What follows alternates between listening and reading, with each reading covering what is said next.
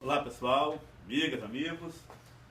Trago aqui mais um vídeo para vocês apresentando peça que eu tenho feito aqui na marcenaria de hobby, né? Marcenaria criativa, artesanal. Mas queria tomar liberdade e pedir licença a vocês para antes fazer um agradecimento.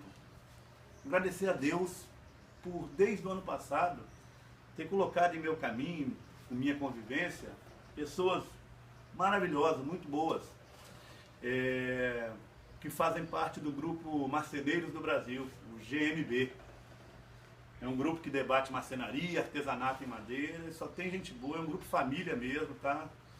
E em nome de todos os integrantes do grupo Marceneiro do Brasil, eu gostaria de agradecer ao Silvio Alves Guedes, o pastor Silvio.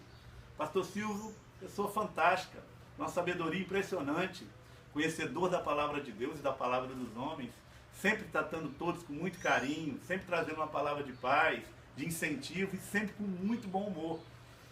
Então eu queria agradecer essa ajuda, esse auxílio que eu estou recebendo, não só do Silvio, de todos os integrantes do Grupo Marceneiro do Brasil, os administradores do Grupo Marceneiro do Brasil, mas especialmente o Silvio, porque o Silvio é a palavra de equilíbrio, a palavra é o moderador, é a palavra de ponderação de tudo, é a palavra carinhosa, a palavra de Deus que a gente tem no grupo. Tem outros pastores no grupo, mas quem está mais ativo desde o seu início é o pastor Silvio, amigo Silvio.